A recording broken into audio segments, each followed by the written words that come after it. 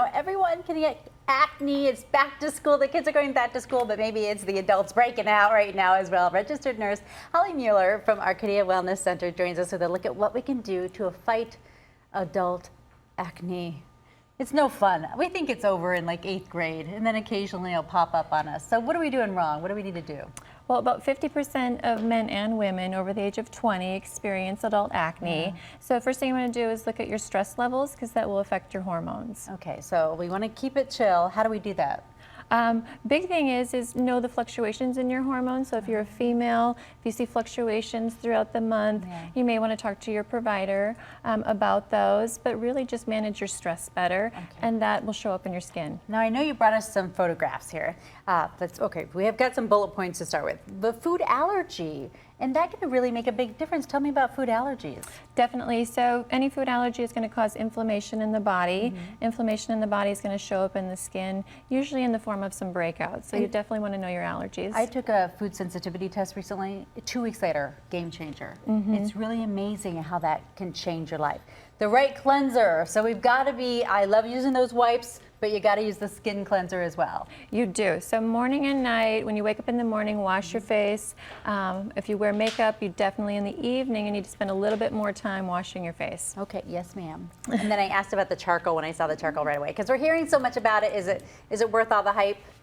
It is. Charcoal is a great detoxifier, so once a week a nice charcoal mask or a clay clarifying mask will really make a big difference in the skin. And you have some great news, and that is that the scarring that acne can leave behind, it can be reversed. It can. So there's 2 types of scarring we see. It could be in the form of pigmentation, or there could be some texture, some collagen loss to the skin. So either way, there's remedies for those, either through laser therapy, or we can do some injecting of stem cells or biologics to help stimulate that collagen growth. So we're looking at one photo right here. What kind of treatments did you use for this gentleman?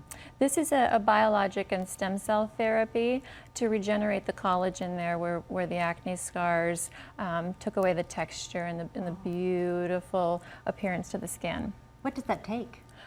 It's a series of injections. They may need between 1 and 3 visits in the clinic, and we can beautifully inject collagen stimulating agents to regrow that tissue. Is it a lot of small pricks, or how does it work? It really depends on the patient and how their acne is. There's a topical numbing agent that we use, so you're very comfortable during it. A little bit of bruising afterwards, but nowadays if you have acne, even if you had acne 20 years ago, we can fix those scars. Isn't that nice to hear? Okay, let's talk about the cheese and the Coca-Cola and the chocolate. The chocolate is not guilty, my friend. Or is it?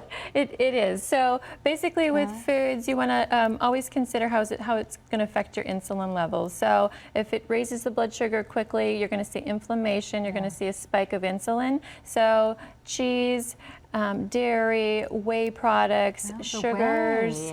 Yes, a lot of those, you want to minimize the intake of those. You'll see less inflammation in the body, more steady stream of insulin and blood sugar. Okay, let's talk about my emotional support carrot that I've just been petting right here. You brought the nice pretty ones straight from the farmer's market, I'm sure.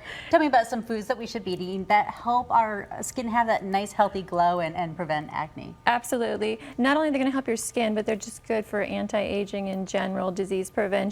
So you want to stick with, berries, blueberries, raspberries, that sort of thing. Think leafy greens, broccoli, kale, arugula. Avocados are amazing for the skin. An apple a day still rings true. Apple. Anything that's orange, carrots, yams, sweet potatoes are going to give you a beautiful glow. Okay. These are good almonds. That's rather than the chocolate, just go for a handful of almonds throughout the day. Okay. Fine, Holly. Thank you very much.